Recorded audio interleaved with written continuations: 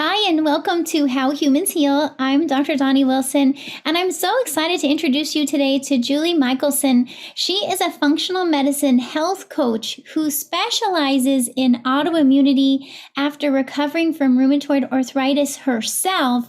And now she's out helping thousands of people to do the same thing.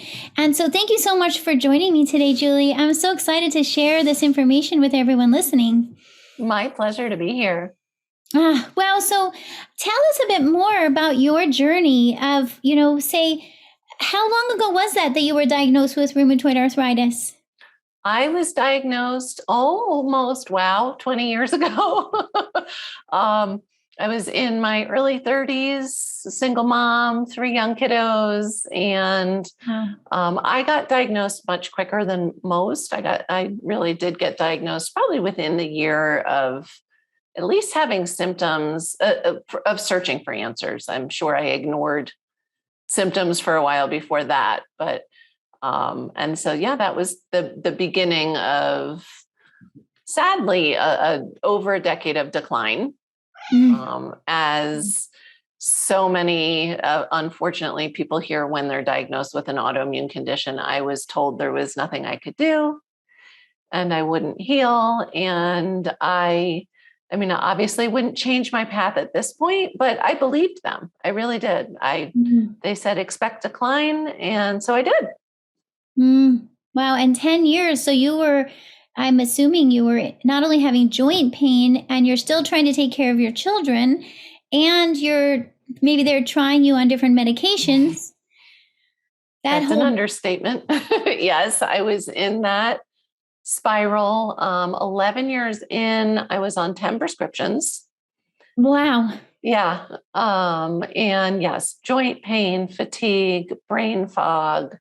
You alluded to with the kiddos, I was at the point I couldn't work any longer. I had quit the master's program I was doing, and I had to rest while my kids were at school so that I could be present with them and for them afternoon into evening. And we would do it all over again the next day.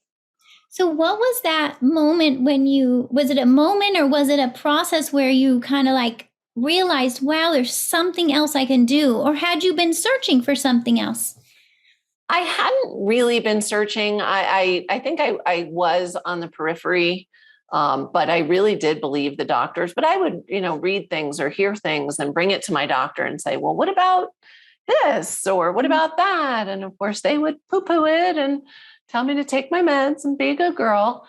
And it was really twofold. I did have the experience. I wasn't even fully aware of what it meant at the time. My older son, a few years prior to my big aha moment, had been diagnosed with celiac. And so to be a good mom, he was just about to turn 13. I went gluten-free to support him. Wow, so he also had an autoimmune condition. Yeah, and I had not then yet been diagnosed celiac, but that is probably my original autoimmune condition. Interesting. Just snuck under the radar. And when I went gluten-free to support him, I noticed that, wow, I could feel an improvement in my joint pain. It wasn't gone by any stretch, but it was noticeable and more noticeable than any medication that they had given me. Isn't that something? Yeah. So and sometimes it is like that, right? We're willing to do something for our child. I know when I went gluten-free, it was for my daughter. My daughter was having a lot of digestive issues as a baby. And prior to that, I wouldn't have dreamed of going gluten-free. But when it was her that was being affected, I was like, okay. I'm going to go gluten-free. And then I was like, wow, this is so much better for me. So I completely understand. You're like, wait a minute. Yeah. This is a missing piece of my health too. It was. And that did get me intrigued and curious about, well, what else? And that was where I would, I remember at one point asking the doctor, well, what about nightshades? And what about, this? And what about that? And I did, by the time I knew I needed to search in a different direction, I was already doing paleo, although I joke I was doing it wrong, but I thought I was doing paleo. And really what happened was my daughter, who's my youngest, came to me one night and literally said, Mom, please don't die and leave us. And I Oh, was in my 40s. I didn't think I would live to see 50. oh my gosh, that's so scary, It huh? was very scary. My dad had passed at 54 and he was seemingly healthy. And so here He I didn't have was. an autoimmune condition. He just, No, not that we know of. mm, Yeah. And so that was always tucked in the back of my mind. But then to hear that your children are laying awake at night with the same fears. And oh, so what I promised her in that moment changed my life and hopefully the lives of many people. Because what I promised was I'll try everything. And it was like, that was the moment that I realized I had, and I know you hear it all the time because I hear it all the time too. I've tried everything. And it's like, no, you just think you have. And so that got me stepping out of the box and really mm. searching. Yeah, it's like, it's one thing to try everything we're aware of and that the conventional doctor or rheumatologist is Yes. telling us. That's like a part of the puzzle, or part of the pie chart, if you're looking at Yeah. the pie chart.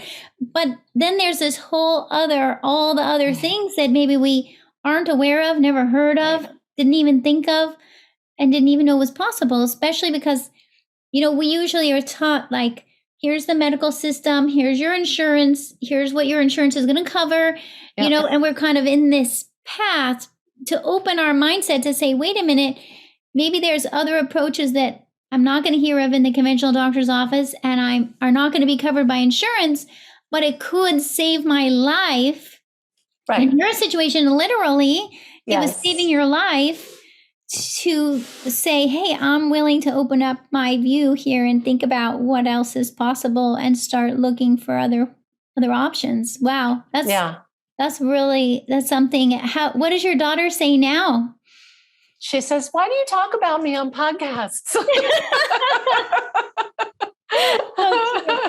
She's like, you're She's, telling that again, but it's so yeah. inspiring what she said to you. It is inspiring, and she's my biggest cheerleader. And she's the one. She used to say to me when she was younger, oh, I was that mom when my kids were really young. Even in the first several years I was sick, I was PTA president, I was the soccer mom, I was the this, the that. And then life got smaller and smaller and smaller out of necessity. And she used to say, how come you used to do so much more with the boys? And I would say, I'm Mm. tired. Or, how come I get away with so much more than my brothers? I'm She's the tired. youngest. Yeah. Mm.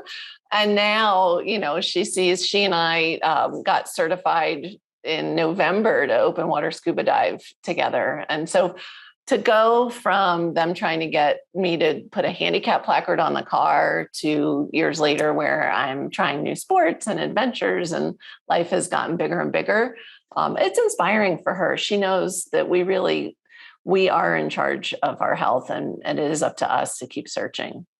Isn't that something? And what does your rheumatologist say? Sadly, my rheumatologist that I had for years and years passed away from complications of autoimmunity. Wow. So sad. And she was Mm. actually a friend. And so that was really sad. Mm. The Mm. And you wish you could rheumatologist. help her, right? You're like, I Yeah. wish. Yeah. I'm like, all those questions I asked you, if you had tried those things. My second rheumatologist that I went to when the first one started to become ill was cute. He fired me basically. He said at one point, because I was on painkillers, you name it, I was on it. And he would say, well, do you need a refill? And I'd say no. And he'd say, well, nobody takes themselves off of painkillers, but there was no, what are you doing? Like there was a good job, but like, no, what are you? And even when he fired me, he said, look, I like seeing you, but you have no symptoms of autoimmunity anymore. Like there's no reason, And you're which not on was any, you were off them all off 10 of minutes. all my meds. And for listeners, I didn't take myself off of any medications except for the painkillers because I didn't need them. But it just, as I got better and better, we got to just eliminate the meds, with the support and advice of my doctor. And So so what he period of was time like, was that? What, like a it took month? Mm-hmm. it took a long time. It's a process, right? It took me a long time to get there. Once I started to improve, though, I mean, it was really, I would say, as far as the meds, I think they all dropped off within about a year for Mhm. sure, if not Mhm. quicker. Yeah.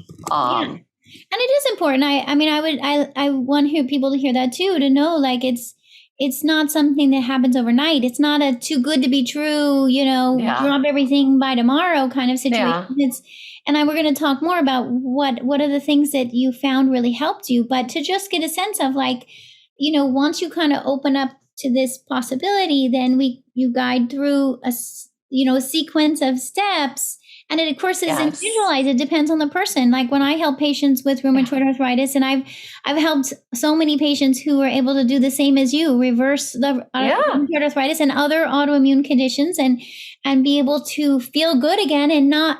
It's that you don't need the medications anymore right, because the immune system has reset and the pain went away. So it's kind of like, it's not that you're just rebelling and dealing with the pain. right. It's that literally the autoimmune process has turned off and your joints don't, and your pain is gone. So you don't need the medications anymore. And it's just the fact that it's, to know that it's possible, because most, Yes, from when I was trained over 22 years ago, even in naturopathic medical school, we were not trained that autoimmunity can turn off. That right. has been some information that's come over the time that I've been in practice and been seeing from patients. Is it's like, wow, that that once because it's thought in most conventional medicine and rheumatology that once autoimmunity turns on, most times it stays on. Now they do have a concept of remission where where the Right. autoimmunity calms down So and I'm just, in their mind, that's fine. You can call it what you want. I'm in remission for the rest of my life. I'd like to be in remission for the rest of my life. Yeah, it's Yes. that the autoimmunity can turn off and stay off, Yeah.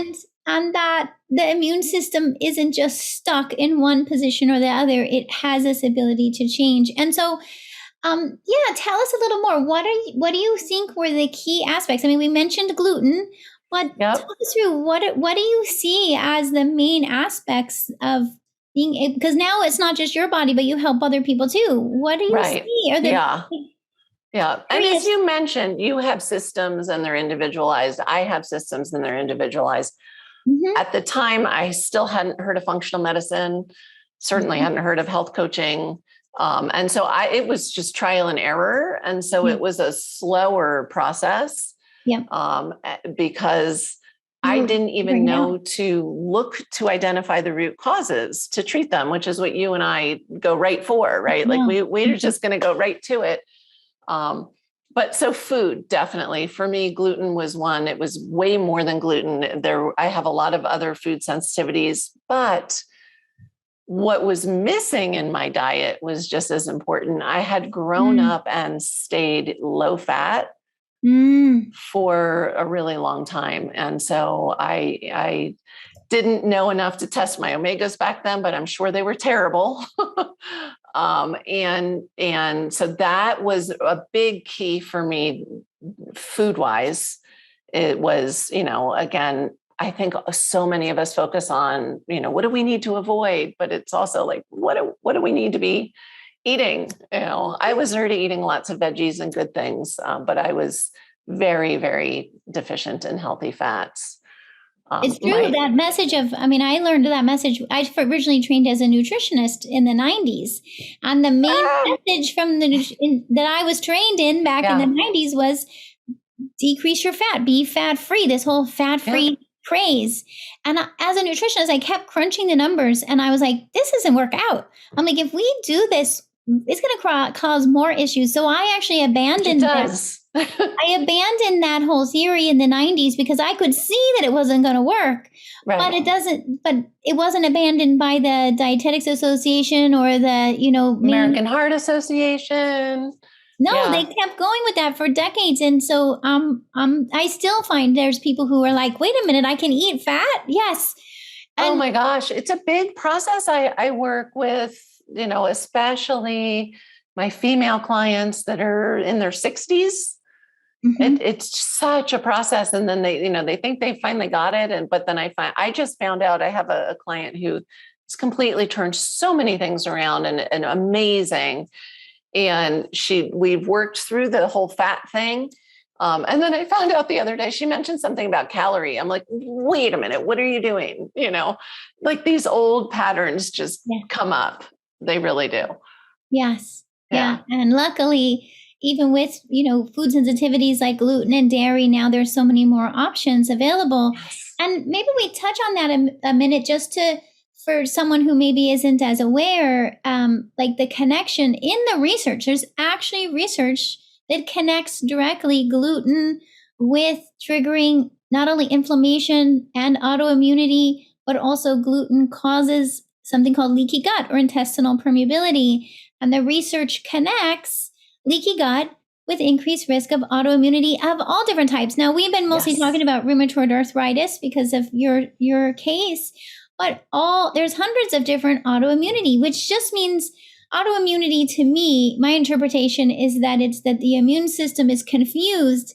And instead of, because normally our immune system should help protect us from viruses and bacteria and stuff that shouldn't be there. But what happens is the immune system starts to try to protect us from ourselves in our own cells. And rheumatoid arthritis is trying to protect us from our joint tissue. And there's research to show, like for us as an naturopathic doctor in functional medicine, we start to say, well, why? What triggers the immune system to begin with to start to think it needs to protect you from your own body, right? If you think about it, like our immune system shouldn't protect from ourselves. No, it's confused. It's clearly confused. And it's the one thing I always say, I do believe under a certain umbrella of, I think everybody should eat real foods and whole foods, and then diet is individualized. But I believe if you have any diagnosis of autoimmunity, or it runs in your family, any concern, or you just don't ever want to get it, avoiding gluten is the number one thing that I could say across the board. Like if you have autoimmunity, you need to stop eating gluten. Yeah, I agree with you, actually, Julie. And my family I have the genes for autoimmunity. I actually have the genes for rheumatoid arthritis. And I don't. You don't actually have them. I do. And both my parents have autoimmunity. My grandmother had autoimmunity. So I'm so grateful that way back when that I figured out to avoid gluten, because I believe I've been, as you're saying, I've been preventing it. So if you are listening and autoimmunity is in your family, because there is a genetic component, a hereditary piece of autoimmunity that's not always there, like you're saying, you didn't even have the genes, and yet your immune system still did it. But it's if you kind of know already this is kind of a higher risk, you might already be thinking, oh boy, I better pay attention to gluten and leaky gut and because absolutely. Well, we say in functional medicine, genetics may load the gun, but environment pulls the trigger, which is the beauty, right? That's why you can prevent. You don't need to switch those genes on. Exactly. Something a lot of people don't know is that too much stress can actually create an abundance of health problems like high blood pressure, high blood sugar, anxiety, migraines, insomnia, even fertility issues. This is because high stress puts your adrenal glands on overload. They release cortisol and adrenaline, which controls your digestion, hormones, immune system, energy, focus, and even your emotional response. So how can you beat stress when you don't know where to start? That's why we have a free 7-day stress reset program. It's designed to help support weight loss, digestive healing, and hormone balancing. It includes support for integrating self-care, daily tips come to you by email and video, gluten-free, dairy-free meal plans, as well as grocery shopping lists, journal pages, and more. This free program will help you beat stress and put you on the path to wholeness in your body. Get your plan now for free at drdoni.com.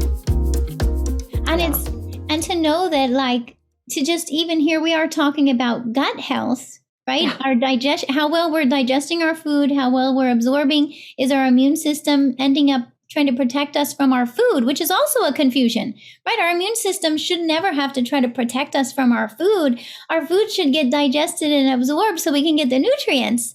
So if your immune system is trying to protect you from your food, that already tells you there's this issue going on. Right. But you already have leaky. I mean, that's that spiral that we get into once we get leaky gut and the food's getting out where it's not supposed to be. we create more and more sensitivities. And then that's where some of that confusion may happen. Instead of going after the protein, it's going after tissue, depending on, pick your diagnosis, whether it's thyroid or joint or whatever. Yeah. And it's, I don't know that I don't know how maybe you could feel better with autoimmunity while still eating gluten, but you're certainly not going to completely heal. Yeah, it's this concept of, they call in the research, molecular mimicry, where yes. and the same thing with, like you said, with celiac disease, it's that the immune system is trying to protect from gluten, and it ends up trying to protect from the tissue in the walls of your intestines. Or with thyroid, it starts trying to protect you from your own thyroid gland because it looks like gluten. So it's like, hey, or dairy.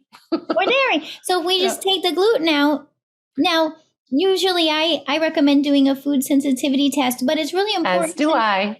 You do? Okay. And you'll probably agree with me. It's important to get a very accurate one that's going to give you results that you can follow. So if you have done one and you're like, but the results were not clear, then that's another good reason to work with one of us to help get you a good test, so that you really get the right information and potentially, like Julie did, and like I did, just try avoiding gluten and see if you feel better, because sometimes the tests don't show it all. You need an elimination diet. That's what that's called. And an elimination diet, right, can do the trick too. Sometimes.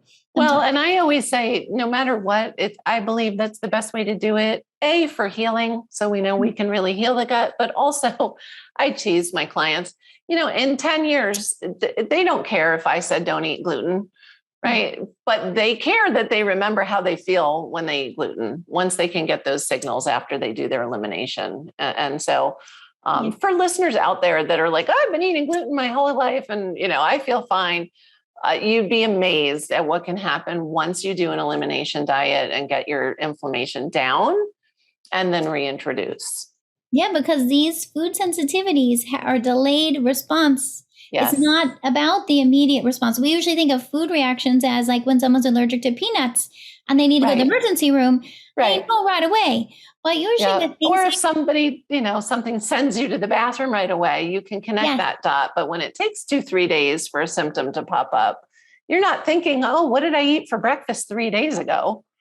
Yeah, for sure. So it's like you avoiding it for a period of time and start to feel better. Then I agree. It's like, then someone's like, oh my gosh, I got gluten.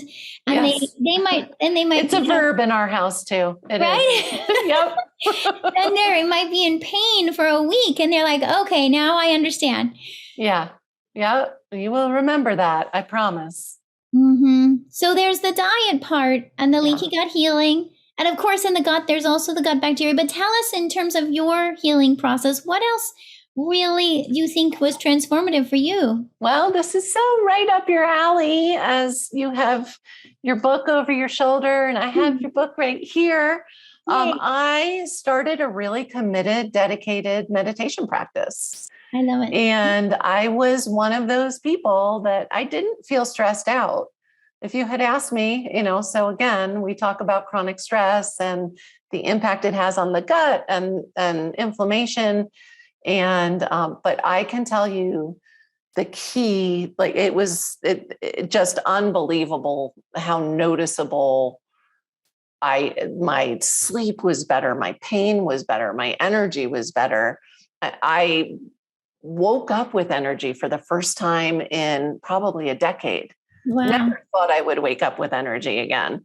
It was remarkable. So really having a dedicated stress, and that was just the beginning of, what is now my stress management routine. But daily, I did 20 minutes twice a day.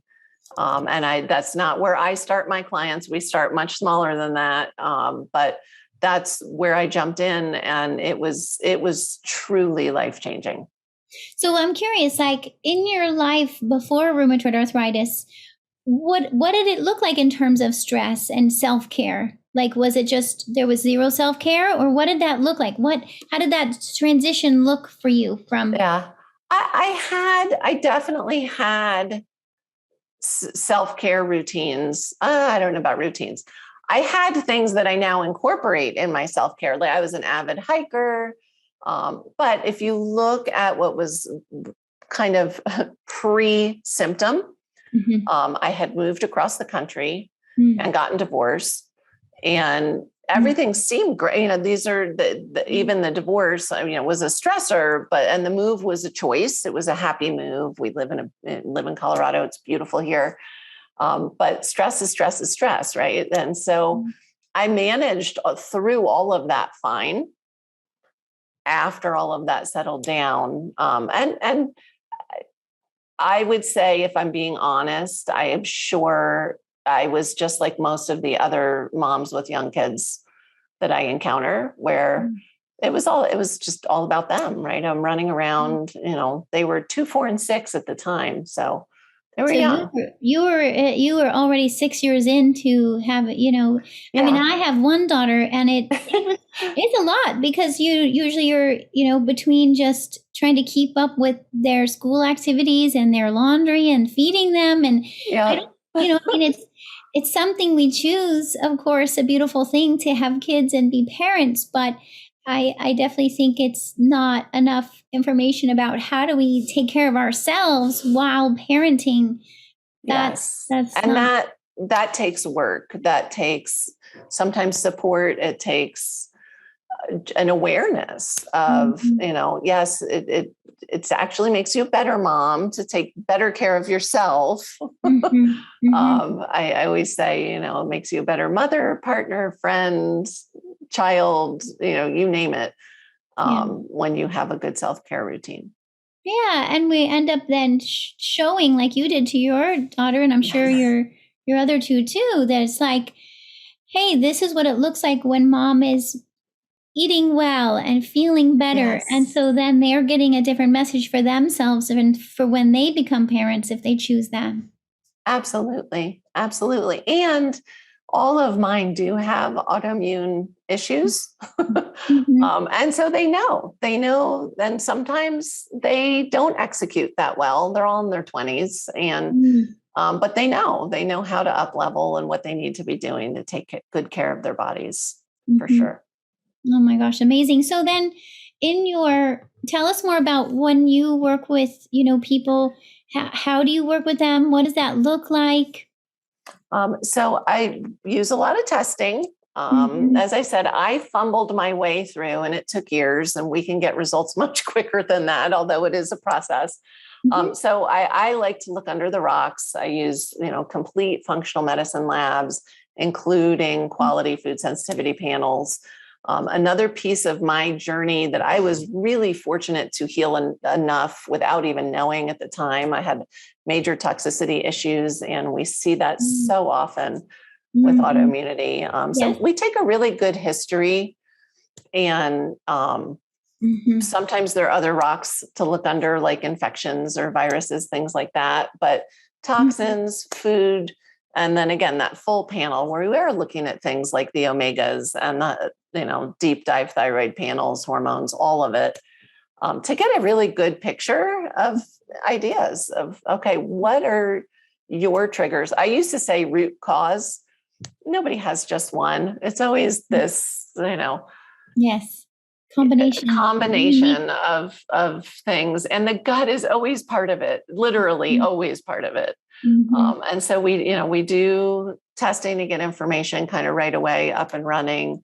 I work with my clients one-on-one. I have an amazing physician that is included in my programs, because I kept like, okay, well, now I need to refer because, there's this piece or that piece. And so now it's just what gives the best results. And so it's a team approach, but lots of accountability and support. And as you mentioned, I like to say I have a framework, and then within that framework, it's all individualized with my clients. Yeah, it's true, because I mean, as I think of different cases, as you mentioned, sometimes there is a toxic exposure. I also see this in like juvenile rheumatoid arthritis, where it's at a young age. And I've seen where, it's been toxin exposure, often mold exposure or other forms of toxins, where that was confusing the immune system and triggering. And once we could actually do, as you're mentioning, there's testing for like, say, mold toxins or environmental toxins, or that these are not tests that are going to happen in the rheumatologist's office. They're just not going to happen. No, they're not looking, they're treating the symptoms and they're trying to shut off a system that's already running. Whereas you and I are looking for, okay, well, what caused that? And let's fix that. And then, as you mentioned earlier, it will correct. It will shut off. It will normalize. Mm-hmm.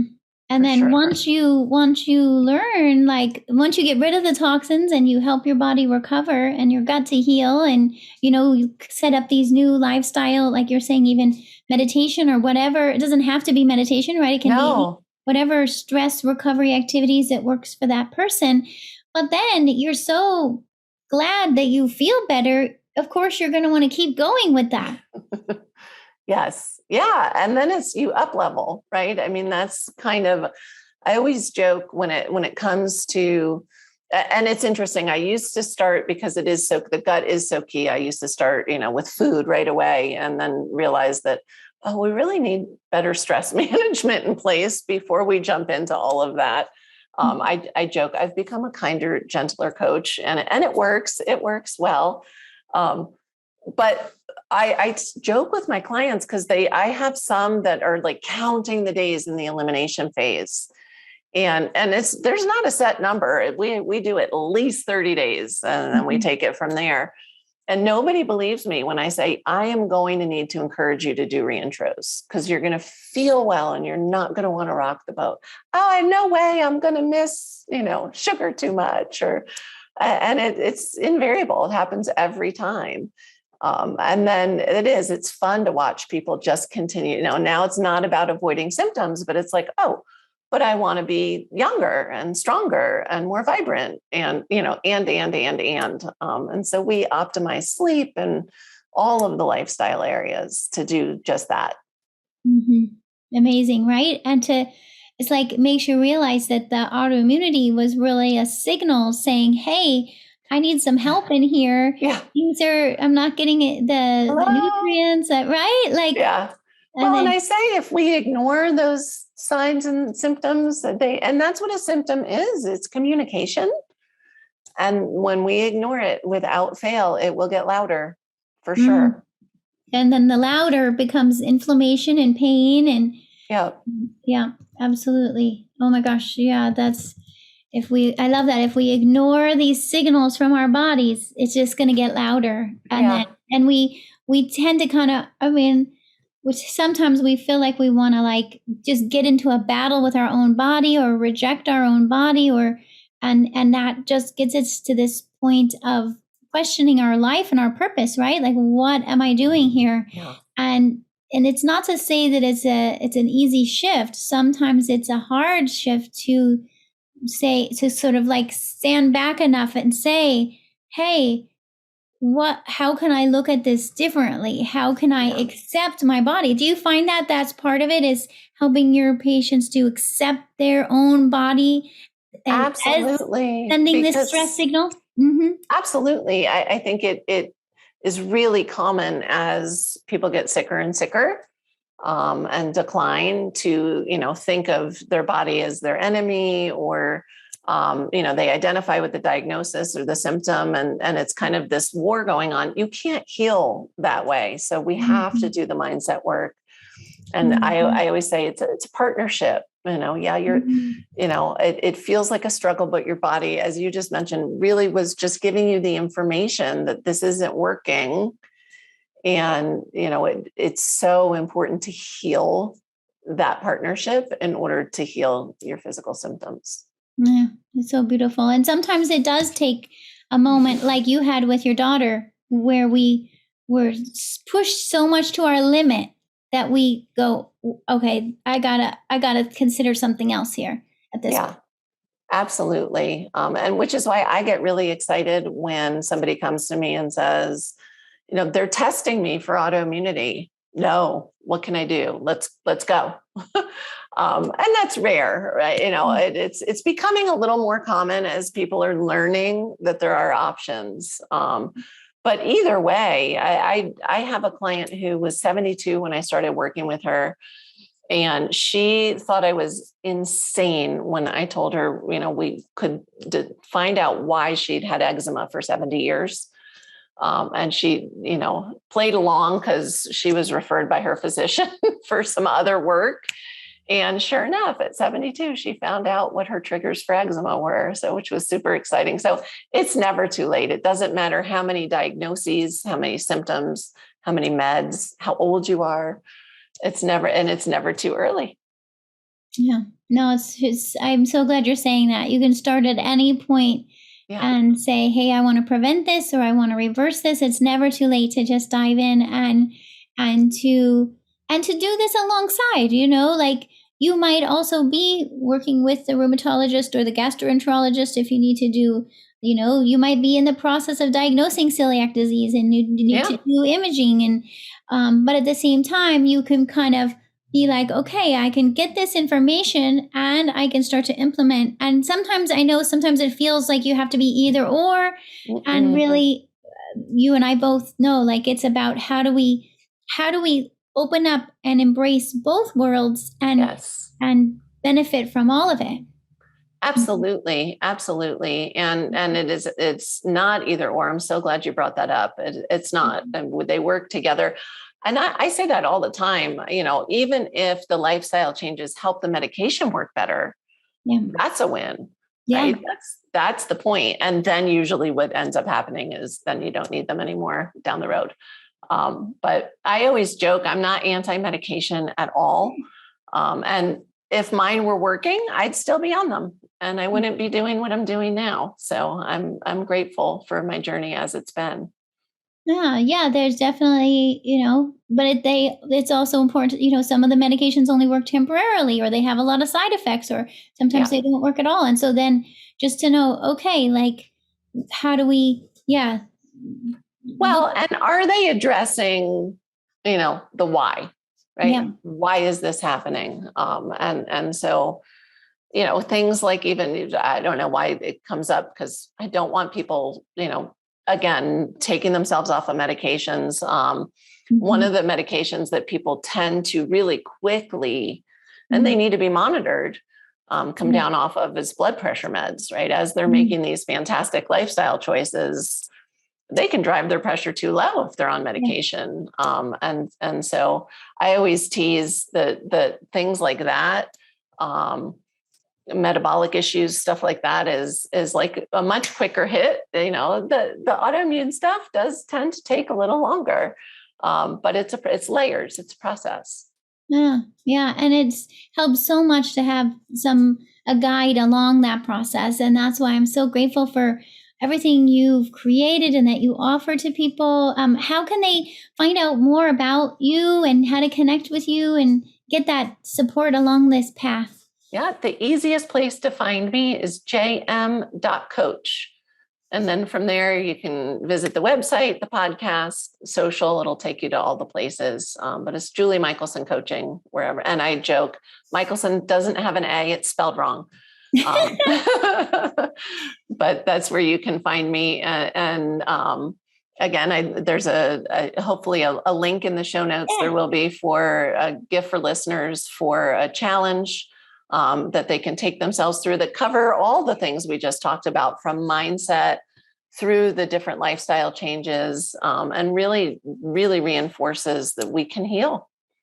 Oh my gosh, thank you so much for that. And definitely I'll share with this video and audio that how do people can connect with you. And thank you so much for offering that challenge so they can start to go get a sense of it, right? Of like, what's possible here? Where do I go next? That's so beautiful. So thank you again so much, Julie. It's you're such an inspiration. Just your story is an inspiration, let alone being able to offer people this support so that they don't have to figure it out themselves or do it on their own. Yeah, I say, and I know you can relate. I wish I had a health coach or a doc way back when, a functional doc, a practitioner that had a wider view, as you said. And so you have so many great services for people as well. And this is why we do this. We love it. And it's important. It's so true. Yeah. Just to like, hey, we have this information and knowledge and wisdom, and we want more people to be able to benefit from it. Right. It's like Absolutely. such a beautiful intention. And so thank you again so much for that. And just, yeah, blessings to you and your family. And I can't wait to talk to you again soon. Yes, I love it. Thank you for having me. And we'll have to, yes, come up with an excuse for our next conversation. Definitely. Thank you, Julie. Thanks for listening to How Humans Heal. If you liked this episode, leave a rating and a review. And for more resources, visit drdoni.com.